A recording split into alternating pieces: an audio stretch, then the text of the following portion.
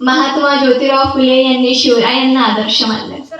त्यांनी छत्रपती शिवाजी महाराज यांची पहिली जयंती ही पुण्यात साजरी केली. तुम्हाला माहितीच असेल 8 एप्रिल 1627 ला शिवरायांचा जन्म झाला.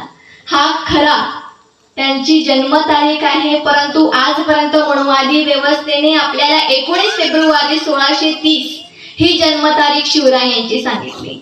खरं तर 19 फेब्रुवारी 1630 नसून 8 एप्रिल 1627 आहे. इतिहासाचार्य दारवटकर यांनी आपल्या छत्रपती शिवाजी महाराज खंड 1 चॅप्टर 2 यात 2001 साली नमूद केलं आहे की छत्रपती शिवाजी महाराज यांची खरी जन्मतारीख ही 8 एप्रिल 1627 आहे. 2000 पर्यंत आपण शिवरायांची जयंती ही 8 एप्रिल 1627 साजरी करत होतो, परंतु मनुवादी व्यवस्थेने तुम्हा आम्हाला खोटा इतिहास सांगून 19 फेब्रुवारी ही शिवरायांची जयंती करण्यास भाग पाडलं. खरं तर ती शिवरायांची जयंती नसून RSSच्या गोवळकरांची जयंती आहे. याचा विचार आपण सर्वांनी करायला हवा. महात्मा फुलेंनी छत्रपती शिवरायांवर पोवाडा लिहिला.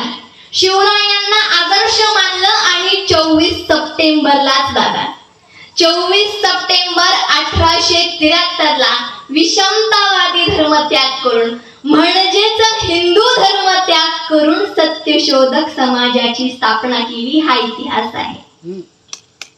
महात्मा ज्योतिराव फुले यांनी पहिली मुलींची शाळा सुरू केली 1 जानेवारी 1848 रोजी. कुठे शाळा सुरू केली कोण सांगेल? पहिली मुलींची शाळा पुण्यात भिडेवाड्यात सुरू केली. भिडेवाडा कुठे आहे बरं? पुण्यात आहे. दगडूशेठ गणपतीच्या मंदिरासमोर भिडेवाडा आहे.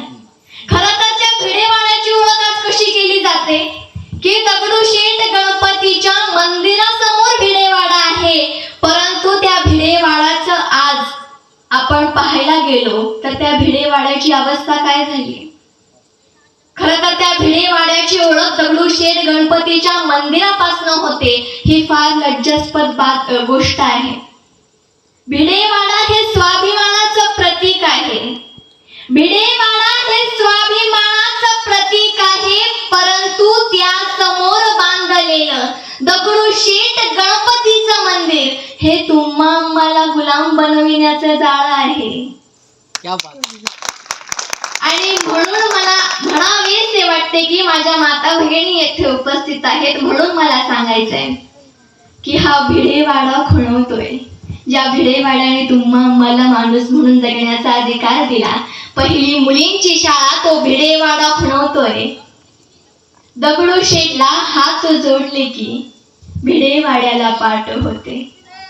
दगडूशेठला हात जोडले की भिडेवाड्याला पाठ होते.